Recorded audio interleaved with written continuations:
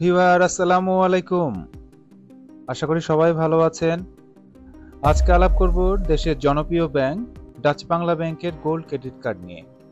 যারা এই ব্যাংক থেকে ক্রেডিট কার্ড নিতে যাচ্ছেন, আশা করছি ভিডিওটি তাদেরকে অনেক তথ্য দিয়ে সহযোগিতা করবে এবং কার্ড নেওয়ার ক্ষেত্রে সিদ্ধান্ত গ্রহণে সহযোগিতা করবে। ডাচ বাংলা ব্যাংক দুইটি ব্র্যান্ডের গোল্ড ক্রেডিট কার্ড প্রোভাইড করে। একটি হচ্ছে ভিসা গোল্ড ক্রেডিট কার্ড, অন্যটি হচ্ছে master card gold credit card. দুইটি কার্ডের চার্জই একই রকম, আপনি যে কোনোটি নিতে পারেন। এই কার্ডের লিমিট, ব্যাংক সর্বোচ্চ 25 লক্ষ টাকা পর্যন্ত গোল্ড কার্ডের লিমিট দেয়। কোনো সিকিউরিটি ছাড়াই 10 লক্ষ টাকা পর্যন্ত লিমিট ব্যাংক দিতে পারে। আর যদি গ্রাহকের লিকুইড সিকিউরিটি থাকে, যেমন ডিপিএস, এফডিআর, তাহলে 25 লক্ষ টাকা পর্যন্ত সর্বোচ্চ লিমিট দিতে পারে। এখানে সিকিউরিটি অ্যামাউন্টের 90% পর্যন্ত গ্রাহক সর্বোচ্চ লিমিট পেতে পারেন। এই কার্ডের অ্যানুয়াল ফি, ব্যাংক কার্ডের লিমিট অনুযায়ী অ্যানুয়াল ফি নির্ধারণ করেছে। যেমন 10,000 থেকে 50,000 নিচ পর্যন্ত হলে 500 টাকা, 50,000 থেকে 1 লক্ষ টাকার নিচ পর্যন্ত হলে 650 টাকা। এভাবে 25 লক্ষ টাকা পর্যন্ত বিভিন্ন স্লটে অ্যানুয়াল ফি নির্ধারণ করা হয়েছে। আপনি যে লিমিটের কার্ড নিতে ইচ্ছুক, ভিডিওটি পজ করে সেই চার্জটি একটু দেখে নিতে পারেন। ভিডিওটি যাতে দীর্ঘ না হয় এই জন্য সবগুলো চার্জ আর বললাম না। সাপ্লি কার্ড অ্যানুয়াল ফি, ব্যাংক সাপ্লি কার্ডের জন্য কোনো অ্যানুয়াল ফি নেয় না। গ্রাহক সর্বোচ্চ 2টি সাপ্লি কার্ড ফ্রি অফ কস্টে নিতে পারবেন, এর জন্য কোনো অ্যানুয়াল ফি দিতে হবে না। ইস্যু ফি, কার্ড ইস্যুর জন্য ব্যাংক কোনো চার্জ নেয় না। কার্ড রিপ্লেসমেন্ট ফি, কার্ড হারিয়ে গেলে বা কোনো কারণে ড্যামেজ হয়ে গেলে রিপ্লেস করার প্রয়োজন পড়ে, সেক্ষেত্রে চার্জ হবে 500 টাকা, সাথে 15% ভ্যাট। বিলিং ইনফরমেশন, বিলিং অথবা স্টেটমেন্ট অথবা বিল ডেট হচ্ছে মাস্টার কার্ডের প্রতি মাসের 20 তারিখ আর ভিসা কার্ডের জন্য প্রতি মাসের 25 তারিখ।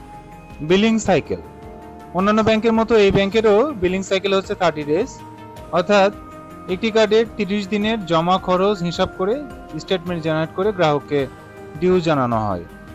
পেমেন্ট ডিউ ডেট, স্টেটমেন্ট ডেটের পর পরবর্তী 20 দিন পর পেমেন্ট ডিউ ডেট নির্ধারিত হয়। ইন্টারেস্ট ফ্রি পিরিয়ড, মিনিমাম 20 দিন আর ম্যাক্সিমাম হচ্ছে 50 দিন। অর্থাৎ গ্রাহক যদি কোনো পারচেস করে কিংবা অ্যাকাউন্ট ট্রান্সফার করে, তার জন্য মিনিমাম 20 দিন এবং ম্যাক্সিমাম 50 দিন পর্যন্ত ইন্টারেস্ট ফ্রি পিরিয়ড পাবেন। ক্যাশ অ্যাডভান্স, আপনি যদি নগদ টাকা উত্তোলন করেন তাহলে বাৎসরিক 18% হারে ইন্টারেস্ট চার্জ হবে। প্রতিদিনের হিসাব করলে 1050 পয়সা। আপনি আপনার ক্রেডিট লিমিটের 50% পর্যন্ত ক্যাশ উত্তোলন করতে পারবেন। আপনি যদি ডাচ বাংলা ব্যাংকের এটিএম বুথ ব্যবহার করে টাকা তোলেন তাহলে কোনো চার্জ নেই, কোনো ক্যাশ অ্যাডভান্স ফি দিতে হবে না। আর অন্য ব্যাংকের এটিএম বুথ থেকে যদি টাকা তোলেন তাহলে মিনিমাম 100 টাকা অথবা 3%, যেটা বেশি হয় সেটা চার্জ হবে। আর দেশের বাইরে এটিএম বুথ থেকে যদি টাকা উত্তোলন করেন সেক্ষেত্রে 3% উত্তোলিত টাকার উপরে চার্জ হবে। ফান্ড ট্রান্সফার প্রসেসিং ফি, ট্রান্সফারকৃত অ্যামাউন্টের উপরে 1% হারে প্রসেসিং ফি চার্জ হবে, সাথে 15% ভ্যাট। আপনি সর্বনিম্ন 10,000 টাকা এবং সর্বোচ্চ আপনার অ্যাভেলেবল লিমিটের 90% পর্যন্ত ফান্ড ট্রান্সফার করতে পারবেন। Interest rate for purchase and other transaction 18% per annum. গ্রাহক যদি তার ডিউ টাইমের মধ্যে টোটাল ডিউস পরিশোধ না করে তাহলে তার পারচেজ এবং অ্যাকাউন্ট ট্রান্সফারের মতো ট্রানজাকশনের উপরে বার্ষিক 18% হারে ইন্টারেস্ট চার্জ হবে। এই কারণে আপনার যদি পারচেজ ট্রানজাকশন থাকে তাহলে অবশ্যই টোটাল ডিউস পরিশোধ করবেন। লেট পেমেন্ট ফি, দেরিতে পেমেন্টের জন্য এই ব্যাংক কোনো লেট পেমেন্ট ফি নেয় না। ওভারডিউ ইন্টারেস্ট, গ্রাহক যদি তার পেমেন্ট ডিউ ডেটের মধ্যে মিনিমাম পেমেন্ট অথবা ফুল পেমেন্ট কোনোটাই না করতে পারে তাহলে তার মিনিমাম পেমেন্টের উপরে এডিশনাল 2% হারে ইন্টারেস্ট চার্জ হবে। এক্সাইজ ডিউটি বা আবগারি শুল্ক, আপনি সবাই জানেন যে এক্সাইজ ডিউটি গভর্নমেন্টকে দিতে হয়। অ্যাকাউন্টের মতো ক্রেডিট কার্ডের এক্সাইজ ডিউটি দিতে হয়।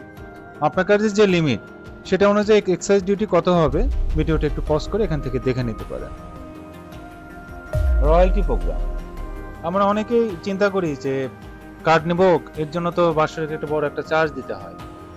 তো বিভিন্ন ব্যাংকে বিভিন্ন ধরনের চার্জ ওয়েবের ব্যবস্থা আছে। ডাচ বাংলা ব্যাংকের রয়্যালটি প্রোগ্রামের মাধ্যমে ওই সুবিধাটা দেওয়া হয়। আপনি কেনাকাটা করবেন, কেনাকাটা করলে পয়েন্ট পাবেন এবং টার্গেটেড পয়েন্ট অ্যাচিভ করতে পারলে আপনি ওয়েব সুবিধা পাবেন। যেমন প্রতি 50 টাকা বা $1 সমপরিমাণ কেনাকাটায় 1 পয়েন্ট করে পাবেন। পজ, ইকম এবং নেক্সাস পের কিউআর কোড জেনারেট করে যেসব ট্রানজ্যাকশনগুলো হবে শুধুমাত্র সেই সব ট্রানজ্যাকশনের উপরে আপনি এই পয়েন্টগুলো পাবেন। আপনি যদি 500 টাকার নিচ পর্যন্ত পয়েন্ট আর্ন করেন তাহলে কোনো ফ্যাসিলিটি পাবেন না। 500 থেকে 1000 টাকার নিচ পর্যন্ত পয়েন্ট আর্ন করলে আপনার অ্যানুয়াল ফি 50% ওয়েভ হবে। 1000 পয়েন্ট যদি আর্ন করতে পারেন তাহলে 100% ওয়েভ হবে। আর 1000-এর উপরে পয়েন্ট আর্ন করলে প্রতি 3 পয়েন্টের জন্য আপনি আবার 1 টাকা করে ক্যাশব্যাক পাবেন। সেটা আপনার ক্রেডিট কার্ডের ব্যালেন্সের সাথে যোগ হয়ে যাবে। ক্লোজিং চার্জ: গ্রাহক কার্ড নেওয়ার পর যদি কার্ডটি অ্যাক্টিভ না করেন এবং ব্যবহার না করেন তাহলে কোনো ক্লোজিং চার্জ দিতে হবে না। আর জেনারেলি যদি আপনি কার্ড ক্লোজ করতে চান সেক্ষেত্রে 300 টাকা প্লাস ভ্যাট ক্লোজিং চার্জ হবে।